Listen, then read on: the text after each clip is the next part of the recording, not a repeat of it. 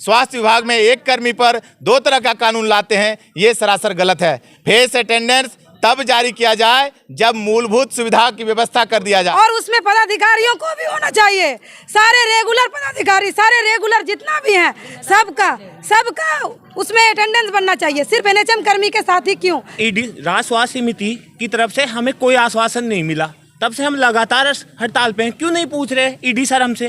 क्यों बात नहीं कर रहे किसी से? क्यों हम लोगों के साथ ये दोगला व्यवहार किया जा रहा है? लागू किया जा रहा है और वह सिर्फ और सिर्फ संविदा पर बहाल एएनएम कर्मियों के लिए ये सरकार की दोहरी नीति है और हम तमाम लोग इनका विरोध करते हैं, फेस अटेंडेंस का बहिष्कार करते हैं और सरकार से मांग करते हैं कि समान काम के लिए समान व्यवस्था की, समान काम के लिए समान कानून जो बना हुआ है, समान काम के लिए समान वेतनमान देना चाहिए।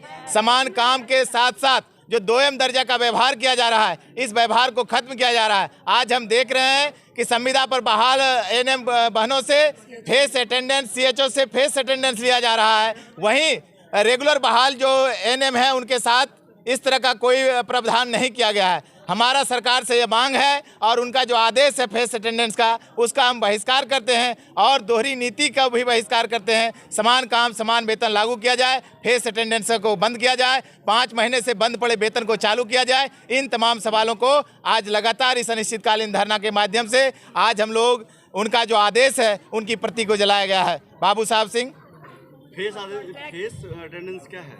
फेस अटेंडेंस है कि जो एएनएम बहनियां प्राथमिक स्वास्थ्य केंद्र में सीएचओ में काम करते हैं, वहां पर 3 टाइम उनको फेस अटेंडेंस का प्रावधान रखा गया है। फेस अटेंडेंस अगर करना है तो सारे कर्मियों पर लागू क्यों नहीं है? एक देश में 2 कानून बनाने की जो बात, एक देश में 1 कानून बनाने की बात करते हैं और वहीं स्वास्थ्य विभाग में एक कर्मी पर 2 तरह का कानून लाते हैं, ये सरासर गलत है। फेस अटेंडेंस तब जारी किया जाए जब मूलभूत सुविधा की व्यवस्था कर दिया जाए। आज हम देख रहे हैं कि प्राथमिक स्वास्थ्य केंद्र में तमाम तरह की मूलभूत सुविधाओं से का अभाव है, जिसके कारण फेस अटेंडेंस देने में बहुत सारी कठिनाइयां होती है। कहाँ तक विरोध? हम लोग 8 तारीख से अनिश्चितकालीन धरना पे हैं। हम लोग FRAS का विरोध कर रहे हैं, फेस अटेंडेंस जिसमें कि बनाना है। फेस अटेंडेंस हम लोगों को दिन में 3 बार बनाना है, पहला 9 बजे, दूसरा 2 बजे, तीसरा 5 बजे। क्षेत्र में हम लोग क्षेत्रीय एएनएम हुए, सीएचओ सर लोग हैं, वो लोग भी क्षेत्र जाते हैं, ठीक है। हम लोगों को वहाँ मूलभूत की सुविधा ही नहीं है, जो कि हम लोग आज 8 तारीख से इस चीज़ को मीडिया के द्वारा, न्यूज़ के द्वारा बताए जा रहे हैं सरकार को, लेकिन अभी तक इस पर कोई सुनवाई नहीं हुई है। जहाँ कि हम लोग जाते हैं वहाँ पेड़ के नीचे बैठ करके आरआई करते हैं हम लोग, ना ही वहाँ शौचालय की सुविधा है और वहाँ नेटवर्क की इशू भी रहती है। जब हमारा यूविन हम लोग करते हैं एंट्री आरआई के दिन, वहाँ नहीं हो पाता है तो हम लोग घर आके करते हैं। तो क्या हम लोग काम करते हुए भी वहाँ एब्सेंट रहेंगे? हम लोगों का वेतन उस दिन का कटा जाएगा? ये कैसा दोहरी नीति है? और सिर्फ हमारे एनएचएम कर्मी के साथ ही ऐसा क्यों किया गया है? अगर हम लोग के साथ करना था तो पहले हम लोगों को मूलभूत की सुविधा प्रदान करनी थी ना सरकार को, और उसमें पदाधिकारियों को भी होना चाहिए, सारे रेगुलर पदाधिकारी, सारे रेगुलर जितना भी हैं सबका उसमें अटेंडेंस बनना चाहिए। सिर्फ एनएचएम कर्मी के साथ ही क्यों? सीएचओ लोगों का कैडर का निर्माण नहीं हुआ है, उनका कैडर का निर्माण किया जाए। 5 माह से, अभी 5वां माह चल रहा है, हम लोगों का वेतन नहीं दिया गया है, वो वेतन दिया जाए। क्या सरकार 5 बजे तक हम लोग फील्ड में रहेंगे तो उसका सुरक्षा मुहैया कराएगी?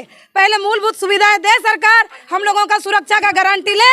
हम लोग देंगे अटेंडेंस, क्यों नहीं देंगे? लेकिन सभी के साथ होना चाहिए ना, पैसा समान काम का समान वेतन होना चाहिए। क्या होने वाला है? अनिश्चितकालीन हड़ताल पे हैं।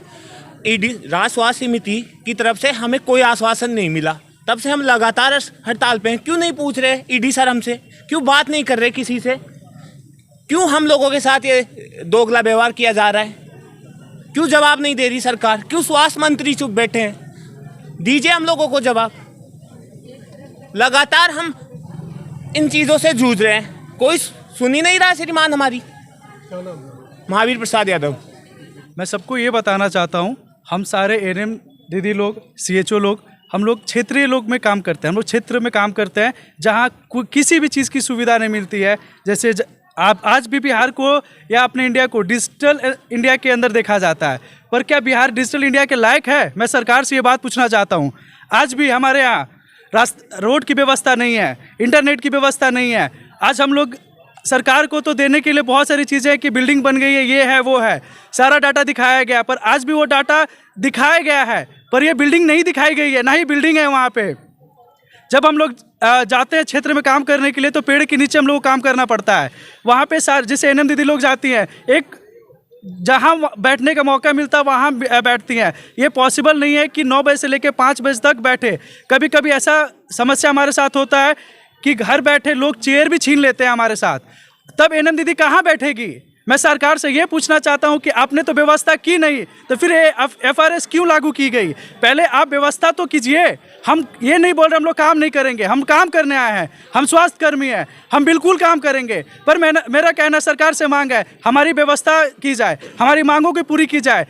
जितने भी सारे सदर हैं, जितने भी सारे स्वास्थ्य विभाग के लोग हैं, वो ऑफिस के अंदर है, एसी में बैठे हैं, पर हम धूप में, आज भी धूप में काम करते हैं, लोगों के बीच जाते हैं, जहां डॉक्टर नहीं पहुंच पाती है एनएम दीदी और CHO लोग पहुंचते हैं। पर हमारे साथ ऐसा नीति क्यों किया गया?